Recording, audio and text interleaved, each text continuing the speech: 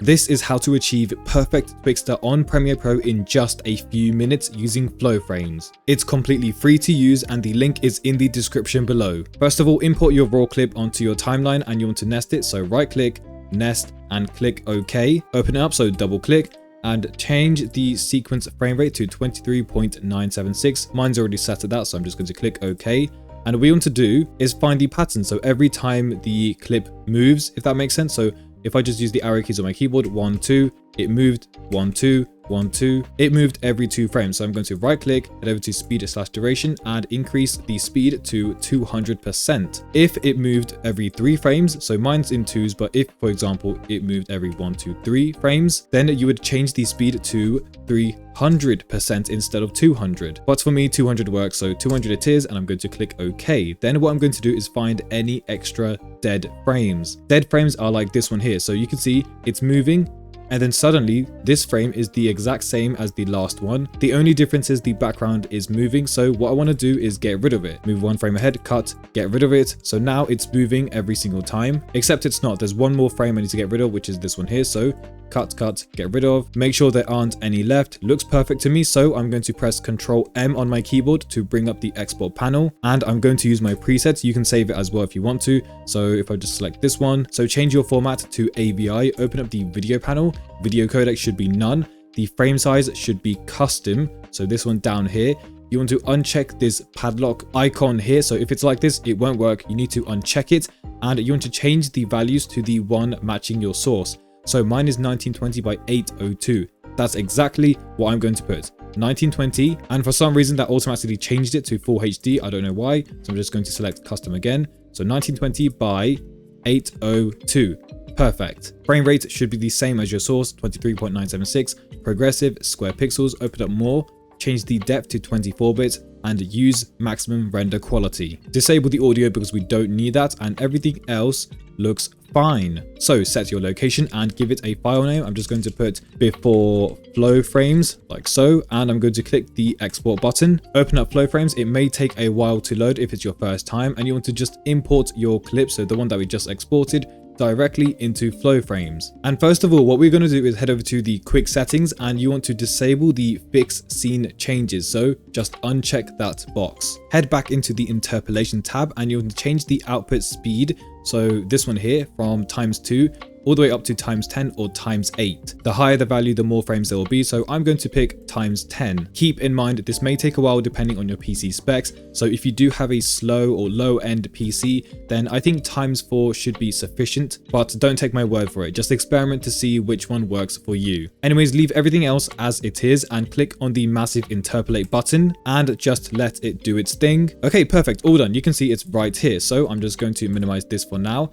I'm going to head back into my sequence, the one that I nested. I'm going to remove everything, don't need it anymore.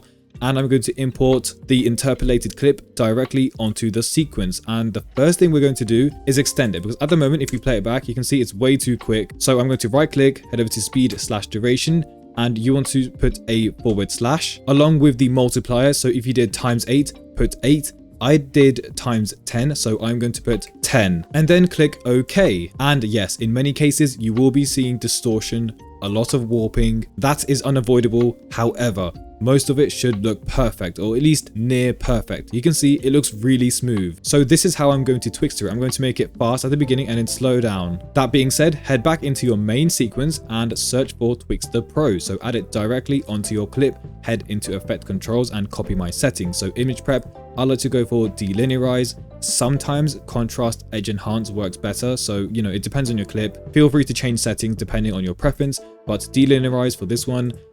Frame interpolation, I'm going to go for motion weighted blend, and the warping forward. And apparently if you change the main BG layer settings, this one down here, all the way up to 100, that can help. We shall see if that is true or not, but for now we are going to time remap. So change this from speed to frame number, and I'm going to begin by keyframing the frame number at the start.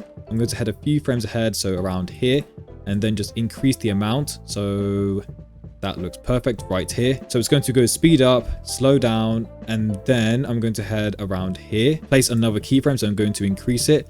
Let's go for this one right here, I think, and then speed back up around the end. So I'm just going to increase this value until it reaches the end. So there you go, it looks perfect. Highlight all of your keyframes. So I'm going to highlight them, right click on one of them and select Bezier. Then open up the graphs. You could use the bottom ones if you prefer. I like to use the top ones though. So what I'm going to do is first of all expand it. So you'll see this little bar next to them, or should I say in between. So right here, it's really faint. It's hard to see. So I'm just going to click and drag it down. So you should have all of this empty space up here. And what I'm going to do first of all is decrease this value on my left.